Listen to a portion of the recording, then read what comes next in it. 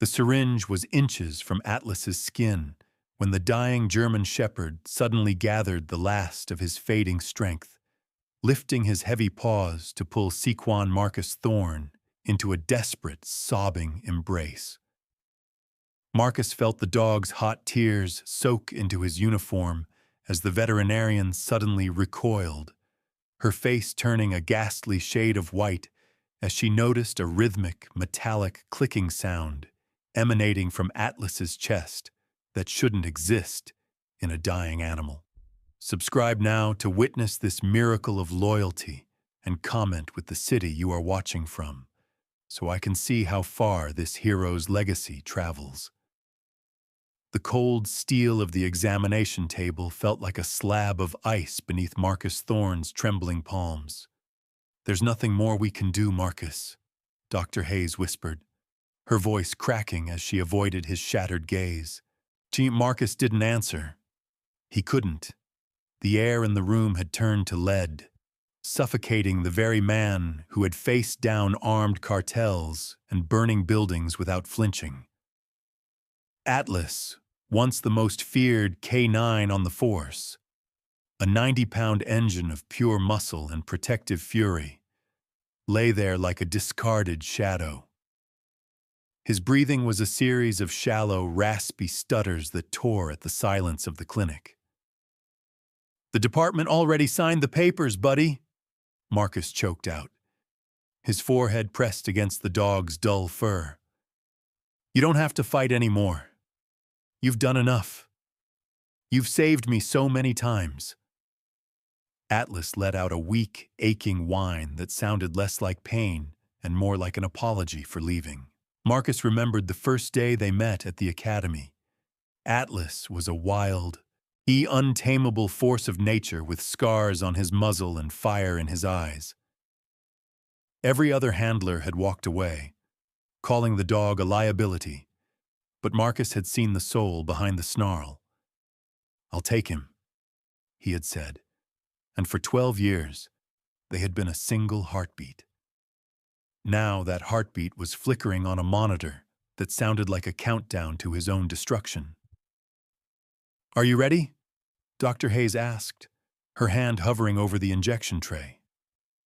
Marcus squeezed his eyes shut, his chest collapsing inward as he nodded, the weight of the betrayal feeling heavier than any bullet. Suddenly, the room went eerily still.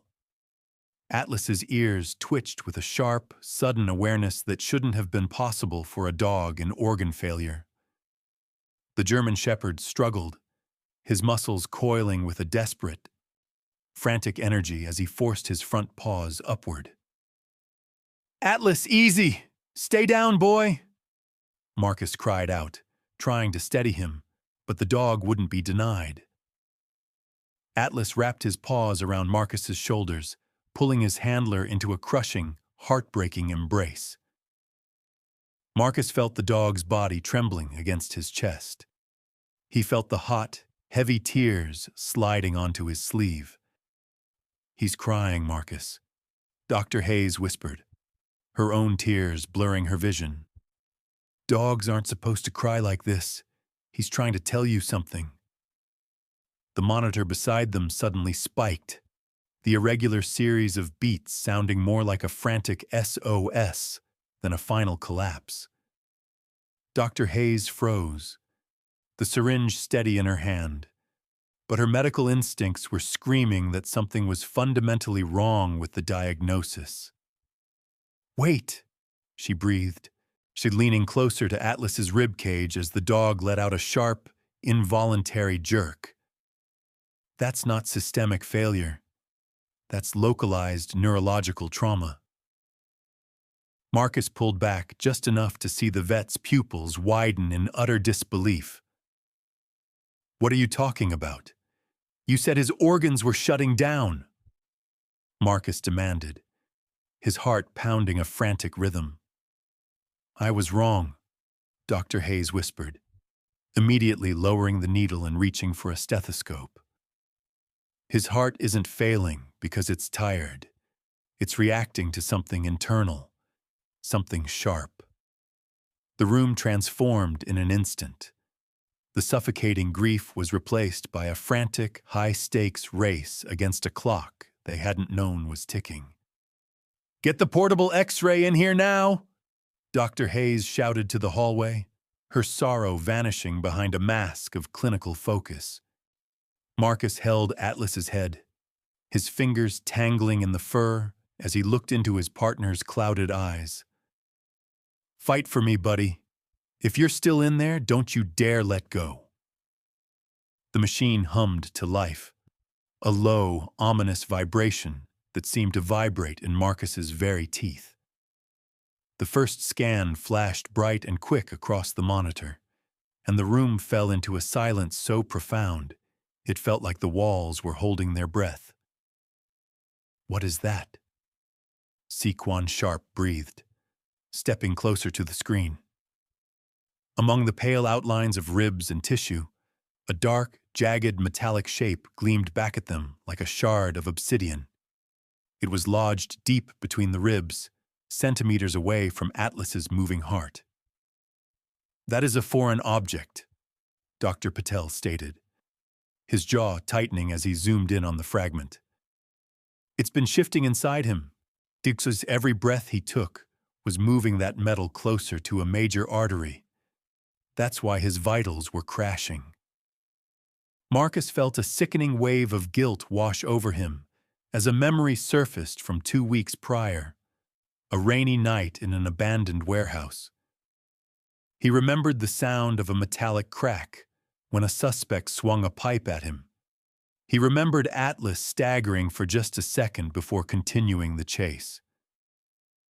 "He took the hit for me," Marcus whispered, his voice a jagged edge of pain. "He's been carrying this fragment, bleeding on the inside, and he never once slowed down to let me see the pain." Atlas let out another weary groan, his head falling back into Marcus's lap as the monitors began to scream again. "His vitals are dropping again. The fragment must have shifted during the hug," Dr. Hayes warned, her hands moving fast to prep the stretcher. "If we don't operate in the next 10 minutes, he flatlines for good." Marcus watched as they wheeled his brother toward the double doors of the surgical suite, the red in-surgery light flickering to life like a warning beacon. He stood in the hallway, his uniform stained with the tears of a dog who had been asking for help, while everyone else was busy saying goodbye. The surgical doors slammed shut, leaving Marcus standing alone in the hospital corridor that reeked of antiseptic and impending death. He looked down at his palms, still matted with Atlas's dark fur, and felt a crushing wave of guilt tighten around his chest. For 2 weeks, he had been too preoccupied with reports and the accolades of the shipyard arrest to notice his partner was literally disintegrating from the inside. Marcus struck the cold wall with his fist, cursing his own ignorance for allowing a true warrior to endure such excruciating pain just to ensure his safety. "Marcus, you have to keep it together. Atlas is a survivor. He won't quit on you now," Officer Sharp said, placing a hand on his shoulder, though his own voice betrayed a heavy tremor. Marcus shook his head, his bloodshot eyes locked onto the glowing red surgery light above the doors, a light that felt like it was counting down the final, fragile seconds of hope. He remembered the way Atlas had collapsed this morning, the dog looking at him with an almost apologetic gaze, as if his body failing was a betrayal of his duty to protect his handler. Suddenly, a piercing alarm shrieked from inside the operating room, shattering the suffocating silence.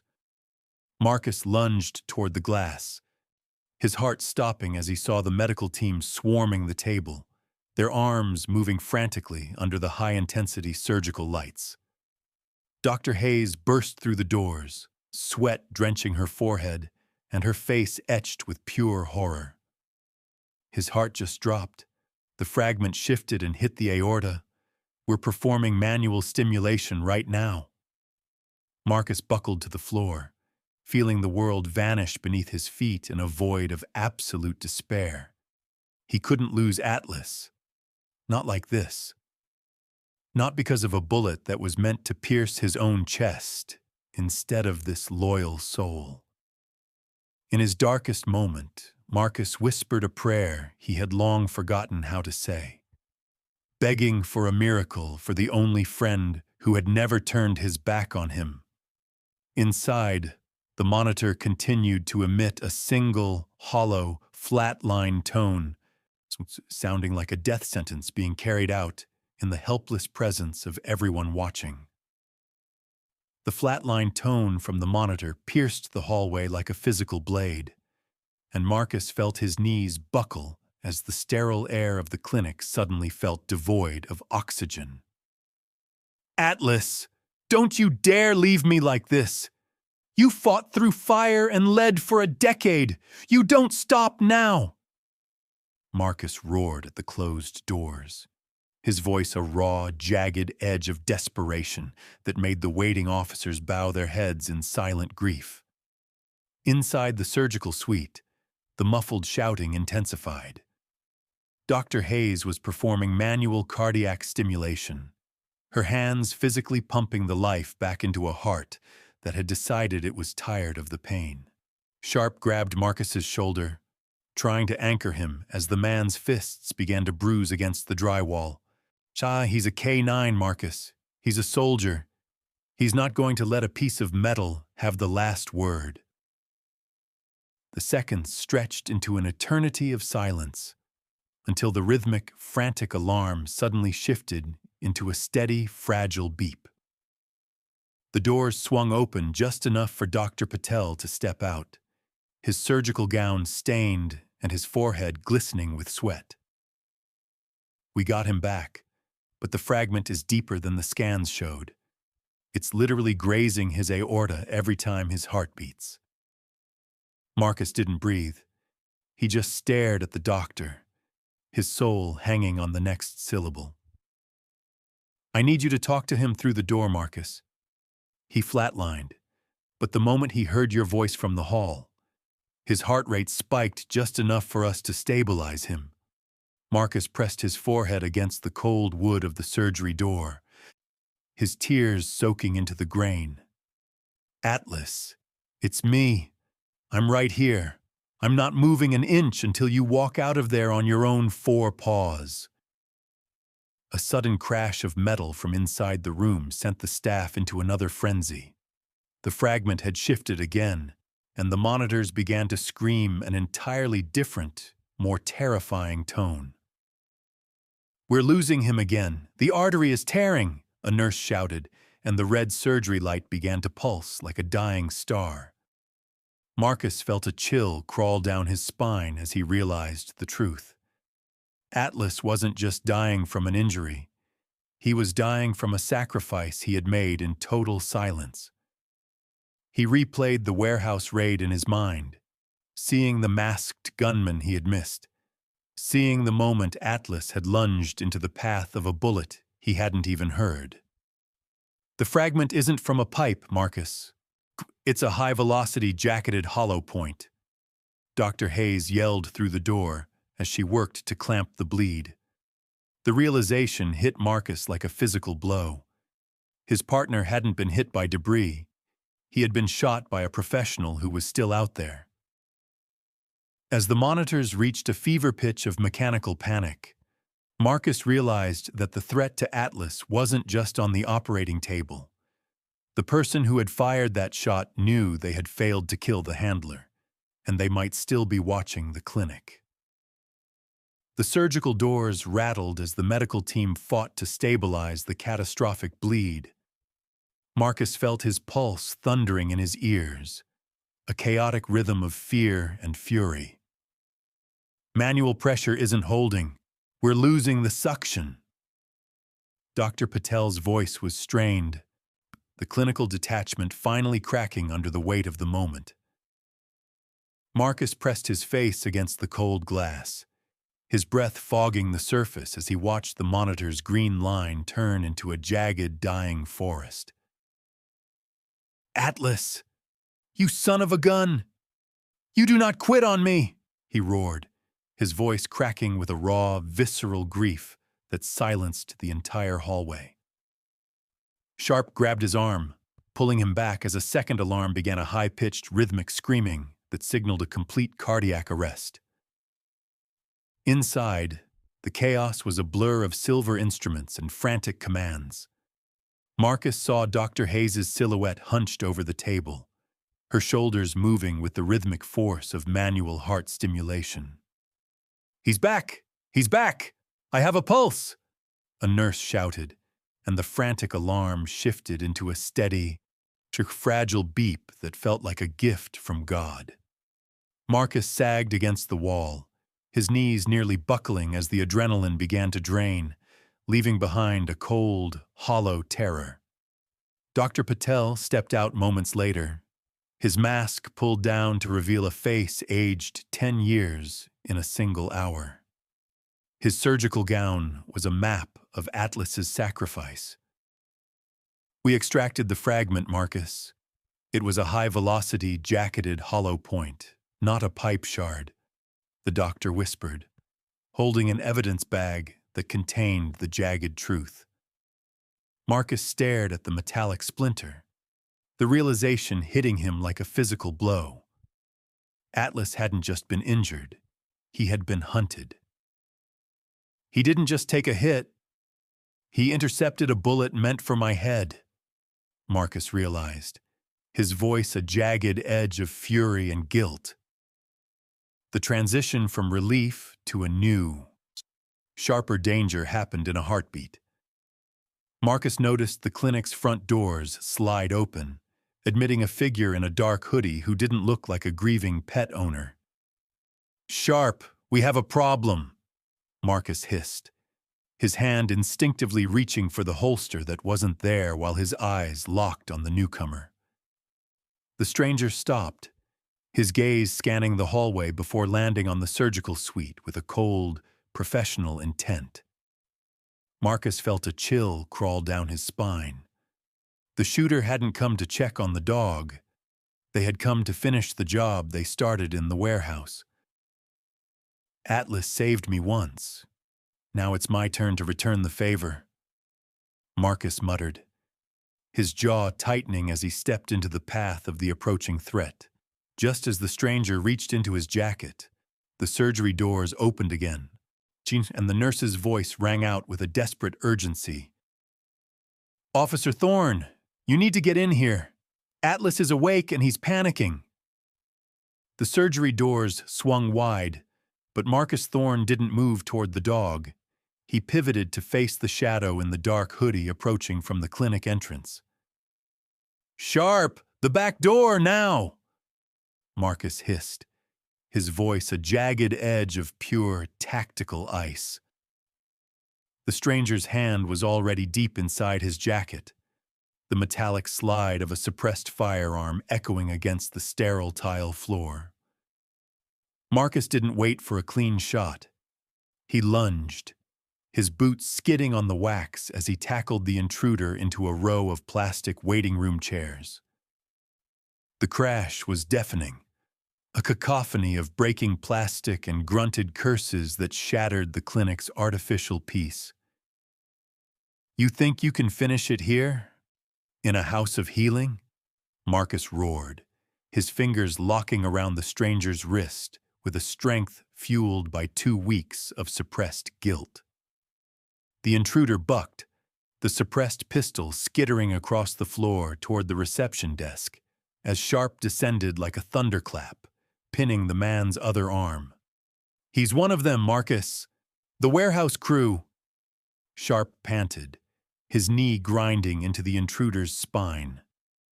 Marcus stood up, his chest heaving, his eyes burning with a lethal clarity he hadn't felt since the academy. "He didn't come for me. He came for the only witness who could identify the shooter," Marcus realized, his gaze flicking to the surgery doors. The nurse's voice rang out again, more desperate now.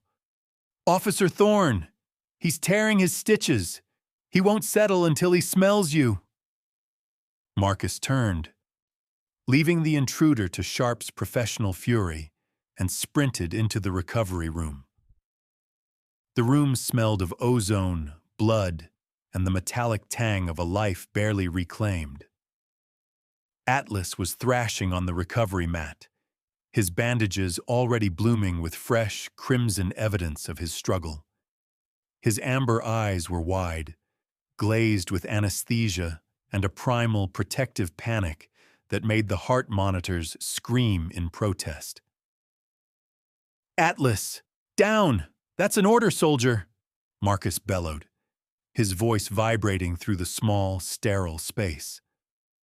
The German shepherd froze, his ears twitching at the familiar, authoritative rasp of his handler's voice. He let out a soft, raspy whine, a sound that carried the weight of every bullet taken and every night spent on guard. Marcus dropped to his knees, ignoring the surgical stains on the floor, and pulled Atlas's heavy head into his chest. "I'm here, buddy. I'm right here. I'm not moving an inch," he whispered, his tears finally breaking through the hardened mask of a police officer. Atlas slumped against him, his breathing hitching as the adrenaline left his battered system. The dog lifted a trembling, bandaged paw and rested it weakly on Marcus's wrist, a gesture of absolute, unconditional surrender. Dr. Patel stepped back, his hands trembling as he held the evidence bag containing the high-velocity fragment. "He wasn't dying of old age, Marcus. He was dying of loyalty," Patel whispered, the weight of the discovery finally settling over the room. The transition from a room of mourning to a bastion of justice happened in the silence between heartbeats. "The fragment is a match for the ballistic evidence at the shipyard," Sharp said, entering the room with a set of cuffs dangling from his belt. "The man in the lobby? He's the backup shooter. They realized Atlas took the hit and they were terrified the dog would recover." Marcus looked down at Atlas, the dog's tail giving a single, weak thump against the mat. "They underestimated him," Marcus said, his voice fierce with a pride that transcended the uniform. "They thought he was just a tool, but he's the one who brought the whole house down on them." The days that followed were a blur of recovery and relentless, quiet determination. The department attempted to retire Atlas with full honors, but the dog had other ideas. 2 weeks later, the clinic doors slid open, and Atlas walked out into the cool afternoon air on his own 4 paws. He walked slowly, leaning his weight into Marcus's leg when the fatigue grew too heavy. But he walked. The gathered officers broke into a spontaneous, rhythmic applause, a sound that made Atlas's ears perk up with a familiar, soldierly pride. "Look at them, buddy. They're all here for you," Marcus murmured, brushing a hand over the dog's scarred muzzle. Rex, the dog everyone had given up on, nudged Marcus's chest, letting out a soft, playful huff that finally broke the lingering tension. They drove home with the windows cracked, the scents of the city and the coming spring filling the car.